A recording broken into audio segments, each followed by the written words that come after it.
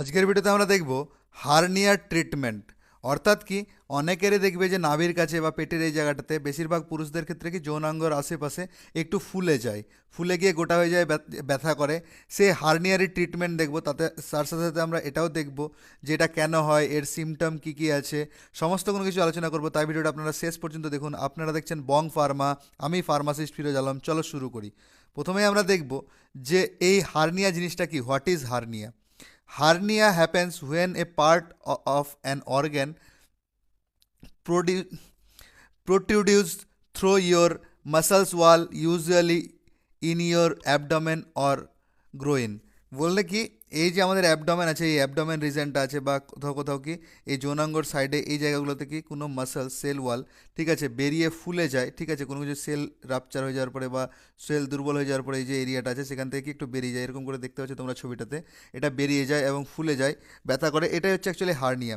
এই hernia is a sac formed by the lining of the abdominal cavity, যেটাকে কি পেরিটোনিয়ামও বলে। এরপরে আমরা দেখব যে টাইপস অফ হার্নিয়া, হার্নিয়া কত ধরনের হয়। হার্নিয়া মেনলি 4 ধরনের হয়, ঠিক আছে। এই যে ডিওডেনাম আছে, ঠিক আছে, এই যে আছে আমাদের এই পেটের উপরে ভাগ থাকে, এটাকে বলে কি এপিগ্যাস্ট্রিক হার্নিয়া। এবং যেটা নাভিতে হয়, একদম সেন্ট্রাল নাভিতে, সেটাকে বলে কি আম্বেলিকাল হার্নিয়া। এবং যেটা এই আমাদের টেস্টিক্যাল পুরুষদের যৌনাঙ্গের ক্ষেত্রে হয়, সেটা হচ্ছে কি ফেরো ফেমোরাল হার্নিয়া। ঠিক আছে, যেটা বাম সাইডের দিকে হয় সেটাকে বলে ফেমোরাল হার্নিয়া, আর যেটা ডান সাইডের দিকে হয় সেটা হচ্ছে কি ইনগিউনিয়াল হার্নিয়া। ঠিক আছে, এই হার্নিয়াগুলো মেনলি সাধারণত কি ছেলেদের ক্ষেত্রেই হয়, পুরুষদের ক্ষেত্রে হয়, মানে মেলদের ক্ষেত্রে হয়। এমনটা নয় যে ফিমেলদের ক্ষেত্রে হয় না, কিন্তু ফিমেলদের ক্ষেত্রে খুব রেয়ার হয়। ঠিক আছে, তো এটা এই যদি কারো হার্নিয়া হয়ে থাকে তো ভয় পাওয়ার কোনো ব্যাপার নেই, এটা কিওরেবল ডিজিজ। এরপর আমরা দেখব যে কজেস অফ হার্নিয়া, মানে কি কারণে হার্নিয়া হয়। ঠিক আছে, মেনলি এটা হয় একটা এজের জন্য, যে এজ হয়ে গেছে, কেউ যদি প্রচুর পরিমাণে স্মোকিং করে, ঠিক আছে, ধূম্রপান করে, তাহলে সেক্ষেত্রে হতে পারে। ক্রনিক কাফিং, যদি কোনো ব্যক্তির প্রচুর পরিমাণে কাফ থাকে তো সেক্ষেত্রে হতে পারে। ফ্যামিলি হিস্ট্রি, মানে বংশ পরম্পরায় আছে দাদুর বাবার, তারপরে তার, ঠিক আছে। বিইং কনস্টিপেটেড, মানে সর্বদাই কি কোষ্ঠীকাঠিন্যতে থাকে, মানে বাথরুম ক্লিয়ারভাবে ঠিকঠাক পায়খানা হয় না, তাহলে সেক্ষেত্রে হয়। ড্যামেজ ফ্রম ইঞ্জুরি, কোনো ধরনের ড্যামেজ হয়ে গেছে ইঞ্জুরির ধরনের, কোনো ধরনের চোট আঘাত লাগার ফলে। সাডেন ওয়েট গেইন, যদি কোনো ব্যক্তি প্রচুর পরিমাণে ওয়েট গেইন করে ফেলে, মানে ওবেসিটি, ঠিক আছে, সময়ের তুলনায় বেশি মোটাপা। ওভারওয়েট, যেটা বললাম ওবেসিটি, ঠিক আছে, সেক্ষেত্রে হয়। আর লিফটিং হেভি ওয়েট, যদি কোনো ব্যক্তি সর্বদাই কি ভারী জিনিসপত্র উঠানামা করে, ঠিক আছে, লিফট করে, ঠিক আছে, বই বাড়ে, তাহলে সেক্ষেত্রে এইসব কারণের ক্ষেত্রে হার্নিয়া হয়ে থাকে। এরপরে আমরা দেখব সিমটম অফ হার্নিয়া। হার্নিয়া হলে কি কি সাইন অ্যান্ড সিমটম দেখা দেবে, ঠিক আছে। তো প্রথমত যেটা জিনিস আমরা দেখতে পাই সেটা হচ্ছে কি ভ্রিভেল বাগল অফ লাম্প, মানে পেট এর যে মাংসটা আছে উপরে, যেটা পেট আমরা বেড়ে যাই, সেটা কি থলথলে হয়ে যাবে, ঠিক আছে। পেন আর ডিসকমফর্ট, ব্যথা করবে এবং কি ডিসকমফর্ট ফিল হবে। নজিয়া এবং ভমিটিং দেখা দেবে, ঠিক আছে। আর feeling of fulfil or bloating, মানে কি পেটটা ফুপে থাকবে, ফুলে থাকবে সবসময়, যে ভরা ভরা ফিল হবে, ঠিক আছে। আর যেটা মেন, যেটা সবচেয়ে সিমটম, সেটা হচ্ছে কি ভিজিবল বাল্ক। ভিজিবল বাল্ক মানে কি এই কোনো যে জায়গাটাতে হার্নিয়া হবে সেই জায়গাটা একটু ফুলে যাবে, ঠিক আছে, ফুলে যাবে, গোটা হয়ে যাবে, ফুলে গোটা হয়ে যাওয়ার মতো হয়ে থাকবে, ঠিক আছে। অ্যাবডোমিনাল পেন, পেট ব্যথা করবে। ফিলিং অফ হ্যাভিনেস, যে কিছু মনে হবে যে ভারী ভারী জিনিস আছে, যেটা বললাম যে সুয়েলিং অর বাল্ক, মানে যে জায়গাটাতে হবে সেই জায়গাটা ফুলে যাবে, বাম্পের মতো ফুলে যাবে, গোটা হয়ে সেটাতে হবে। ইনক্রিজ পেন এর দিয়ে বাল্ক এরিয়া, যে জায়গাটাতে ফুলে যাবে বা যে জায়গাটা গোটা হয়ে যাবে সেই জায়গাটাতে কি পেন করবে, ব্যথা করবে। এবং কি যখন কোনো কিছু ভারী জিনিসপত্র তোলাবে তখন ব্যথা করবে, ঠিক আছে। আর কি যে আমাদের পেট আছে সবসময় সেটা কি ভরা ভরা ফেপে থাকবে, ফুলে থাকবে। এইগুলো হলো সিমটম। তো এই সিমটমের ক্ষেত্রে যে ট্রিটমেন্টগুলো দেওয়া হয়, ঠিক আছে, প্রি হার্নিয়াতে, মানে একদম আর্লি স্টেজে, সেটা হচ্ছে কি ব্যথার জন্য যে মেডিসিনটা একটা রেকমেন্ড করা হয়, পেন কিলার, যেহেতু পেন করবে, সেক্ষেত্রে ব্যবহার করা যায় অ্যাসিক্লোফেনাক 100 mg, প্যারাসিটামল 325 mg, এবং সেরাসিও 50 days 15 mg কম্পোজিশনে যে ট্যাবলেটটা পাওয়া যায়, যেটা পপুলার ব্র্যান্ড নাম কি জিরোডল পি, ঠিক আছে, জিরোডল পি বলছি, জিরোডল এসপি, ঠিক আছে, হাইফেনেক ডি, ফ্লোজেন ডবল এ, এছাড়াও বিভিন্ন ব্র্যান্ড নেমে পাওয়া যায়। আপনারা দেখে নেবেন, এই ব্র্যান্ড নামগুলো শুধু কি আমি রেফারেন্স পারপাসে বলে থাকি, আপনারা চাইলে জেনেটিকও ব্যবহার করতে পারেন। এটা এসওএস দিতে পারেন, ঠিক আছে, এসওএস মানে যখন প্রয়োজন তখন, অথবা কি বিডি করে দিতে পারেন, ঠিক আছে, মানে দিনে দুবার, বিডি পিসি দিনে দুবার করে খাওয়ার পরে, সকালে একটা রাতে একটা খাওয়ার পরে।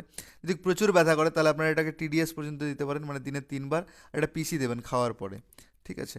আর যেহেতু কি ব্যথার ওষুধ খাচ্ছে এবং পেশেন্টেরও ফুলফিল অ্যাসিডিটির সমস্যা হয়, তো সেক্ষেত্রে কি পিপিআই অবশ্যই দিতে হবে। পিপিআইয়ের ফুল ফর্ম হচ্ছে কি proton pump inhibitors. Proton pump inhibitors কোনগুলো, যেগুলো আমাদের কি লাস্টে প্রাজল থাকে, মানে ওমেপ্রাজল, প্যান্টোপ্রাজল, র্যাবেপ্রাজল, ইসেমাপ্রাজল, লেন্সোপ্রাজল।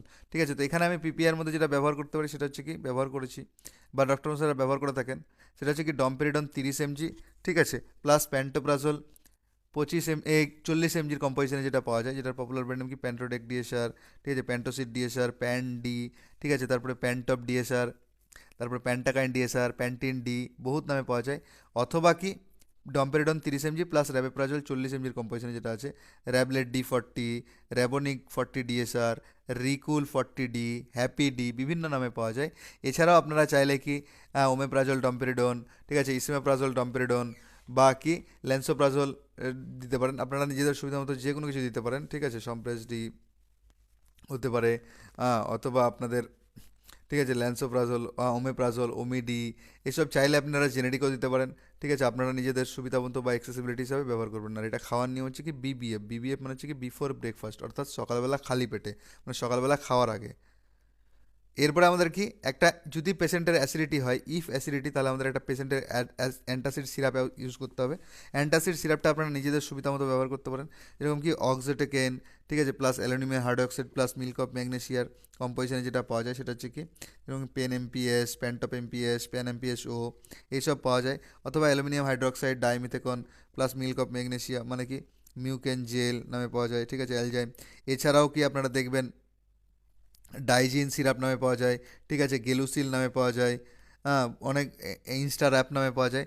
এগুলো সমস্তগুলোই কি পেশেন্টের অ্যাকর্ডিংয়ে বিডি দিতে হয়। বিডি মানে হচ্ছে কি দিনে দুবার করে। আর এটা এসি দেওয়া হয়, এসি মানে হচ্ছে কি খাওয়ার আগে। অনেক সময় কি এই যে মিউক্যান জেল আছে এগুলো কি জলের সাথে ঘুলে খেতে বলে। হ্যাঁ, আর যদি এরকম নর্মালগুলো থাকে তো এমনি ডাইরেক্টলি খেতে পারে।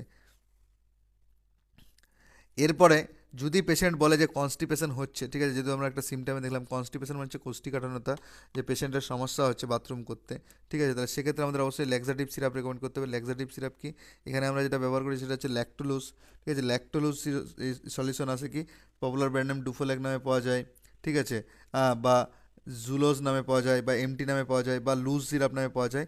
এই সিরাপটা কি 10 থেকে 15 ml করে, ওডি ওডি মানে হচ্ছে দিনে একবার, আর এইচএস মানে হচ্ছে রাত্রে ঘুমানোর আগে।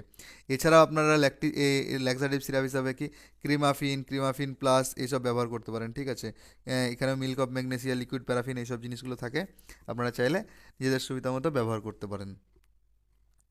এরপরে আমরা দেখব যে হার্নিয়ার ট্রিটমেন্ট। তো তার আগে আমরা একটা কথা বলে দিই, ঠিক আছে, হার্নিয়ার পার্মানেন্ট ট্রিটমেন্ট করা যায় না মেডিসিনের দ্বারাতে। যেগুলো আমরা মেডিসিন বললাম সেগুলো শুধুমাত্র আর্লি স্টেজ বা সিমটোমেটিক ট্রিটমেন্ট হিসাবে দেওয়া যায়। কখনোই এই মেডিসিনের দ্বারা, মেডিকেশনের দ্বারা হার্নিয়ার পার্মানেন্ট ট্রিটমেন্ট করা যায় না। না, পার্মানেন্ট ট্রিটমেন্ট একমাত্র সার্জারির দ্বারাই পসিবল। ঠিক আছে, যাদের কাছে যদি কোনো হার্নিয়ার পেশেন্ট থাকে তাহলে অ্যাজ সুন অ্যাজ পসিবল আপনারা সার্জারি করে নেবেন। সার্জারি দু ধরনের করা হয়, একটা হচ্ছে কি সেই পার্টিকুলার জায়গাটা থেকে এমনি করে দেওয়া, আর একটা হচ্ছে মাইক্রোসার্জারি কোনো একটা ছিদ্র দ্বারা ফুটো করে দেওয়া, ঠিক আছে। একটা হচ্ছে কি ওপেন, যেটাকে করা হয় ওপেন হার্নিয়া রিপেয়ার, যেটাকে কি হার্নিওপ্লাস্টি বলে, এবং যেটা ইসে করা হয় মাইক্রোস্কোপ দ্বারা সেটাকে বলে লেপারোস্কোপিক হার্নিয়া রিপেয়ার, ঠিক আছে। এই দুটো ধরনের সার্জারি করা যায়। তো সার্জারির দ্বারাই একমাত্র আহ, ই মানে হার্নিয়াকে কিওরেবল করা যায়, ঠিক আছে। আপনারা যারা হার্নিয়ার পেশেন্ট আছেন তারা অ্যাজ সুন অ্যাজ পসিবল কোনো ভালো সার্জন ডক্টরের কাছে সাথে কনসাল্ট করুন।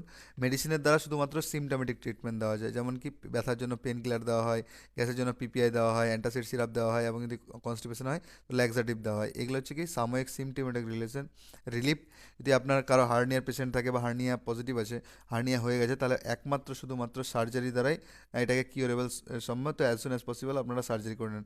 আফটার সার্জারি যে মেডিসিনগুলো চলবে, ডক্টর রেকমেন্ড করবে সেই মেডিসিনগুলো, সেটা একটা আলাদা ভিডিও নিয়ে আসবো, সেই মেডিসিনগুলো খেতে হবে, ঠিক আছে।